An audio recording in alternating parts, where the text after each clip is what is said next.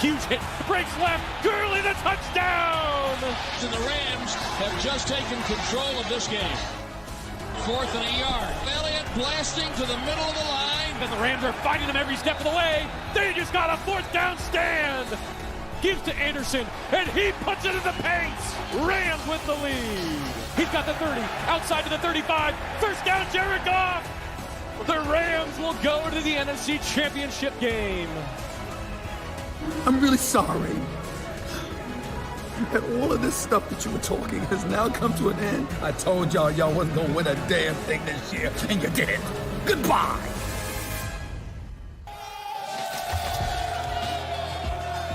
Ha-ha! What's up, everybody? You know who's back. I told you I'd be here. I got a Tom Brady jersey on. Do you know why? Because this is really America's team. This is really America's team. Not these damn Cowboys. I ain't scared of none of them. I am here in the house. Of course, we'll get to your sorry Cowboys a little bit later. Got the Bears and Packers on Thursday Night Football to talk about, plus a whole bunch of other stuff. I heard T.O.'s gonna be in the house. I heard DeMarcus Ware is gonna be in the house. It don't matter. This is my house. I'm taking over, okay? Stephen A. and the crew. Texas live in the house. You know what time it is. First Take's coming right now. Holla at your boy! Woo! The 100th season of the NFL. We're underway. Rodgers lofts right side of the end zone, and it's caught. Jimmy Graham, touchdown! He's got wrapped up and down he goes. 5th sack of the night for the Bears. Trubisky lofts it over the left side and intercepted. A dagger of a play.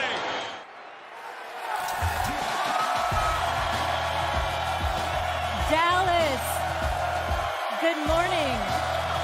Welcome into First Take on this Feel Good Friday. The 2019 NFL season has begun. Welcome to Texas Live in Arlington, just steps away from AT&T Stadium, where America's team and my New York Football Giants face off on this Sunday. I am so fired up right now for so many reasons. Here with my boys, Stephen A. Smith, y'all know him, Max Kellerman. Good morning, guys. Hi, everybody. Thanks for coming. Molly, Yeah. for the first time in years, these fans actually have the right to be excited about the upcoming season. No question. Oh, sit down. We heard enough. Sit down. Sit down. Let them sit down. This ain't the Super Bowl.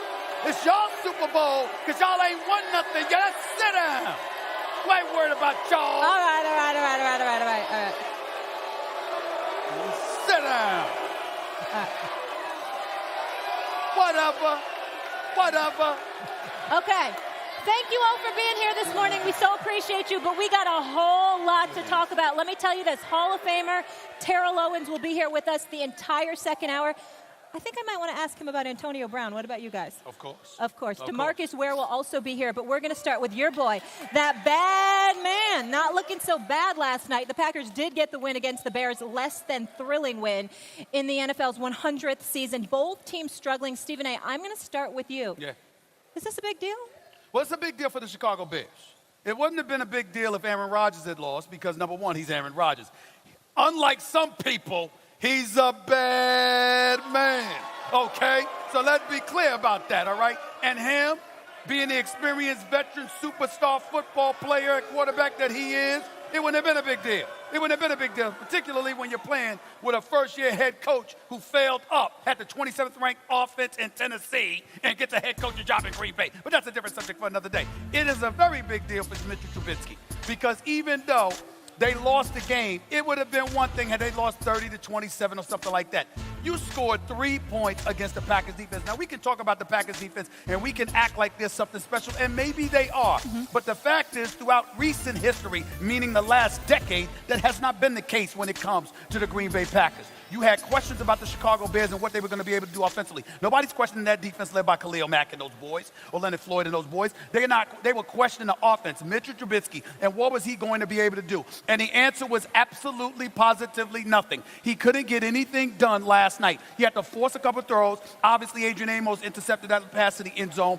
That was a forced pass. He had to try and get a touchdown. Couldn't settle for a field goal. We understand that. But really, really couldn't do anything all night long. And that's why Nagy said after the game, the offense was ridiculous. It was unimpressive. If the Bears are going to be anything, it's going to have to be their offense that does something. We know what their defense is going to do. Their defense is elite. But once again, the offense, just like they did in the playoffs against the Philadelphia Eagles, even though everybody wanted to blame it on the field goal kicker, the offense of the Chicago Bears, devoid of the requisite weapons for Mitchell Trubisky to work with, by the way. Let's not forget that. The bottom line is their offense is suspect. Mitchell Trubisky is suspect. He's the guy that you elected ahead of Patrick Mahomes. He's the guy that you elected ahead of Deshaun Watson. That guy is your quarterback. You moved up to get him, and the fact of the matter is he didn't have a good start last night, and that's something to be concerned about. Well, the Patrick Mahomes ship has sailed. Trubisky's never going to be as good as Patrick Mahomes has already been. I don't care what he does. It's just that's not in most players who ever live. Probably the Deshaun Watson ship maybe has sailed too. Is it a big deal? The answer is no, not yet. Is it a big deal for the Packers? Look, new head coach. Aaron Rodgers, for the first time, has a new head coach as a pro. Aaron Rodgers wants more responsibility, all these things. We've seen it in the preseason, guys basically not practicing. Offense can be a little slow out the gate when you have to learn new stuff, and defense can just go attack, attack, attack. So it's not a big deal yet. However, did Aaron Rodgers look good? No, he did not. Is it a big deal for the Bears? The answer is no, not yet. Because we saw Nagy and Trubisky have a whole season of success last year. Nagy's offense, there were receivers constantly wide open for Trubisky to throw to. But the answer is not yet, because now let's see you do it again. The league's had some time. Let's see you do it again. The defense is probably going to regress because of the turnovers regressing to the mean. Let's see you do it again. And then for the NFL, is this a big deal? The answer, guys, is no, not yet. But the Super Bowl was the lowest scoring in history. This opening game was the lowest scoring in several years.